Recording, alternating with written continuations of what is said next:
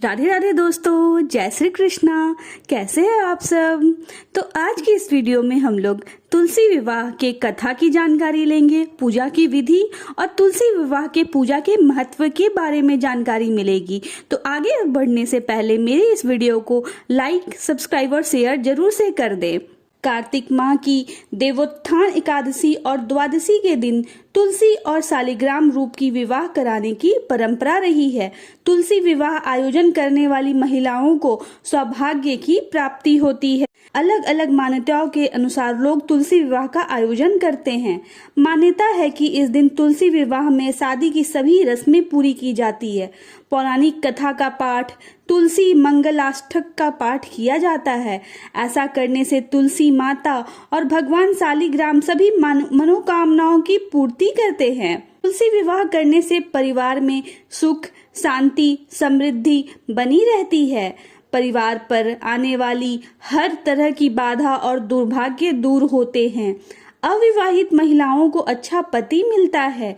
तुलसी का कन्यादान करने वाले निसंतान दंपतियों को संतान की प्राप्ति होती है। जीवन, घर, परिवार में सुख, समृद्धि और धन की प्राप्ति होती है।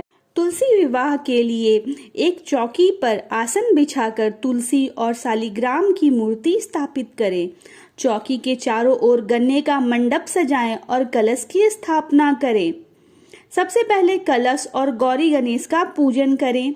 अब माता तुलसी और भगवान शालिग्राम को धूप, दीप, वस्त्र, माला, फूल अर्पित करें। तुलसी माता को श्रृंगार के सामान और लाल चुनरी चढ़ाएं। ऐसा करने से सुखी वैवाहिक जीवन का आशीर्वाद मिलता है।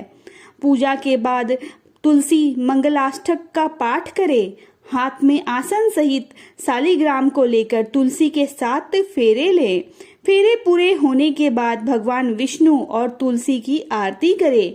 पूजा के बाद प्रसाद बांटें। तुलसी विवाह की कथा इस प्रकार से है कि प्राचीन काल में जलंधर नामक राक्षस ने चारों ओर उत्पात मचा रखा था।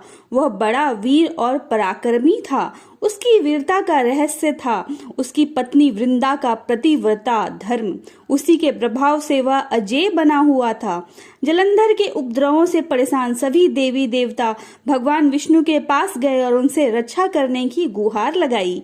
देवी देवताओं की प्रार्थना सुनकर भगवान विष्णु ने वृंदा का पतिव्रता धर्म भंग करने का निश्चय किया।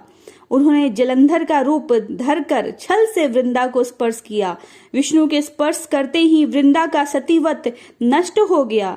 जलंधर देवताओं से पराक्रम से युद्ध कर रहा था, लेकिन वृंदा का सतीत्व नष्ट होते ही मारा गया। जैसे ही वृंदा का सतीत्व भंग हुआ, जलंधर का सिर उसके आंगन में आ गिरा।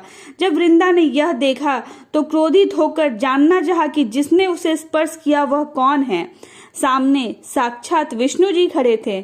उसने भगवान विष्णु को शाप दे दिया, जिस प्रकार तुमने छल से मुझे पति वियोग दिया है, उसी प्रकार तुम्हारी पत्नी का भी छल पूर्वक हरण होगा और स्त्री वियोग सहने के लिए तुम भी मृत्यु लोक में जन्म लोगे। यह कहकर वृंदा अपने पति के साथ सती हो गई।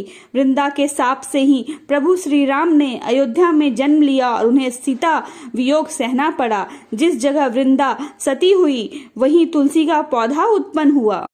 इस कथा में वृंदा ने विष्णु जी को यह शाप दिया था कि तुमने मेरा सतीत्व भंग किया है, अतः तुम पत्थर के बनोगे। यही पत्थर शालिग्राम कहलाया। विष्णु ने कहा, हे वृंदा, मैं तुम्हारे सतीत्व का आदर करता हूँ, लेकिन तुम तुलसी बनकर सदा मेरे साथ रहोगी। जो मनुष्य कार्तिक एकादशी के दिन तुम्हारे साथ मेरा विवाह करेगा, उसकी हर मनोकामना पूरी होगी। तब से ही बिना तुलसी दल के शालिग्राम या विष्णु की पूजा अधूरी मानी जाती है।